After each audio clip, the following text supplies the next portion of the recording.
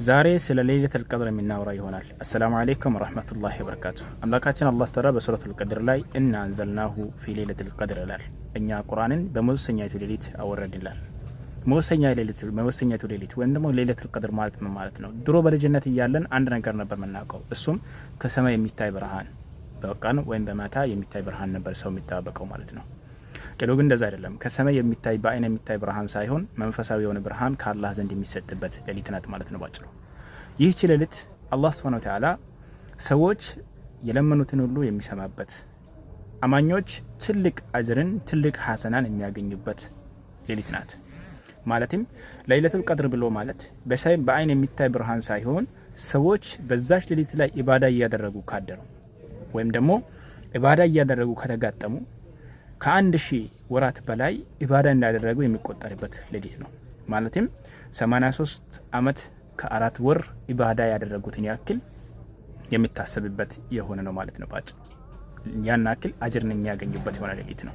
ይህች ሌሊት አላህ Subhanahu Wa Ta'ala ቁርአንን ሁለት አይነት አወራረደ ቁርአን ላይ ጥቅልና በተናጥል የወረደበት። ለምሳሌ ከለውህል መህፉዝ ወደ ሰማይ ዱንያ ቁርአን አንድ ጊዜ ወርዷል። ማለትም ከለውህል መህፉዝ ከተጠበቀ ሰሌዳ ወደ ቤተል መእሙር 114 ምዕራፍቶች ጥቅል ሆኖ ወርዷል። ከዛ በኋላ ደግሞ ከቤተል መእሙር ወደዚህ ዓለም ወደ ነብዩ ሰለላሁ ዐለይሂ ወሰለም ዘንድ ደግሞ ተከፋፍሎ ነው የወረደው ቁርአን ማለት ነው። ስለዚህ የመጀመሪያው ከለውህል መህፉዝ የወረደውም ደግሞ በረመዳን ወር በለይለቱል ቀድር ሌሊት ላይ ነበር ማለት ነው። ሁለተኛው ወደ ነብዩ ሰለላሁ ዐለይሂ ወሰለም ኢቅራ ቢስሚ ረቢከ الذي خلق የሚለው የቁርአን አንቀጽ የመጀመሪያው ሱራ ሲወርድ በረመዳን ወር በለይለቱል ቀድር ነበር ማለት ነው። ስለዚህ ቁርአን ሁለት አወራረድ አለ። ሁለቱም አወራረዶች በለይለቱል ቀድር ላይ በመወሰኛቱ ሌሊት የወረደ የሆነ ነው ማለት ነው። በነገራችን ላይ ረመዳን ብዙ መለኮታዊ መጻሕፍቶች የወረዱበት ወር ናት። ለምሳሌ የኢብራሂም አለይሂ ሰላም ሱፍን ማንሳት እንችላለን። የኢብራሂም ሱፍ በረመዳን ወር የመጀመሪያ ሌሊት ላይ ነበር የወረደው ማለት ነው። ተውራትን ማንሳት እንችላለን። በረመዳን ወር 6ኛው ሌሊት ላይ ነበር የወረደው። እንጂልን ማንሳት እንችላለን። ለኢየሱስ አለይሂ ሰላም ተሰጠው በረመዳን ወር 13ኛው ሌሊት ላይ ነበር የወረደው። ዘቡሪ ማንሳት እንችላለን። በረመዳን ወር 18ኛ ሌሊት ላይ ነበር የወረደው።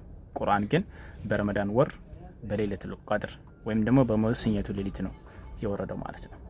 በዚህች መወሰኛቱ ሌሊት ላይ አንድ ሰው ኢባዳ እያደረገ ከተጋጠመ ቅድም እንዳነሳሁትም 83 አመት ከ4 ወር በላይ ኢባዳ እንዳደረገ ይቆጠራል ማለት ነው ባጭሩ። ስለዚህ ይህችን ሌሊት በምን ቀን መቼ ነው የምንፈልገው የሚለውን ባጭሩ አስቀምጥላችሁ። ነብዩ ሰለላሁ ዐለይሂ ወሰለም በተወሰነ መልኩ ፈልጓት ብሎ ይጠቀሱታል። ዑለማዎች ደግሞ በትክክል አስቀምጠዋል፣ ያንን በማጥናት ማለት ነው። ቀኑ በትክክል ይሄ ነው ብሎ ባይታወቅም ግን ጭራው አለ ወይም ደግሞ ጭምጭምታው አለ ማለት ነው። መቼ ነው የመጨረሻ 10 ቀናቶች ውስጥ ላይ ይበልጥ መፈለግ እንዳለብን ዑለማዎች ይናገራሉ። የመጨረሻ 10 ቀናቶችም ላይ ራሱ 21 ጎደሎ ቁጥሮች ላይ ማለት ነው 21 23 25 27 እና 29 በእነዚህ ቀናቶች ላይ በኢባዳ መበርተት መጠንከር እንዳለብን ወደ አላህ Subhanahu Wa Ta'ala ተውበት እያደረግን ከርሱ እየጠየቅ ከርሱ እየፈለግ ከርሱ እየከጀል እንድንጠይቅ ከዛች ሌሊት ጋር ለመጋጠም ዱዓ እንድናደርግ ዑለማዎች ያሳስባሉ። ባጭሩ ልነግራችሁ የሚፈልገው ነገር ለይለቱል ቀድር ብሎ ማለት አንድ ሰው ጫትን ሰብስቦ እየከመከመ የሚያድርበት፣ ነሺዳ ከፍቶ እየጨፈረ የሚያድርበት አይደለም።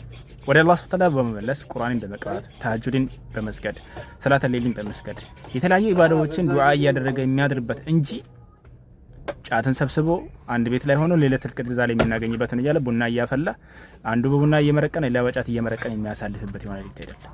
ይህችን ሌሊት ለማግኘት የሚፈልግ አካል ባጭሩ ምን ማድረግ ያለበት? መስጂድ ላይም ሆነ ቤት ላይ በኢባዳ መበርተት አለበት። ኢባዳ ብሎ ማለት ነብዩ ሰለላሁ ዐለይሂ ወሰለም ባስቀመጡበት ልኬትና ስሌት እንጂ ሌሎች ሰዎች ተሰብስበን መቃምና መጨፈር ኢባዳ ነው ብሎ ባስቀመጡበት ልኬትና ስሌት አይደለም። የትኛውም ሰሃቢ፣ የትኛውም ታቢዒ፣ የትኛውም አትባዕ ታቢዒ ነብዩም ቢሆኑ ሰለላሁ ዐለይሂ ወሰለም አንድ ላይ ተሰብስበው እያጨበጨበ አላደሩም፣ እየቃሙ አላደሩም ባጭሩ ማለት ነው። ስለዛ አደራ ሊላችሁ የሚፈልገው ነገር ምንድነው? ይህችን ሌሊት ለመጠቀም ምን መሆን አለበት? አንድ ሰው እጁን ከፍ አድርጎ አላህን እየለመነ ሰላት እየሰገደ ቁርአን እየቀራ ሊያሳልፍ ይገባል ማለት ነው። ወሰላሙ አለይኩም ወራህመቱላሂ ወበረካቱ።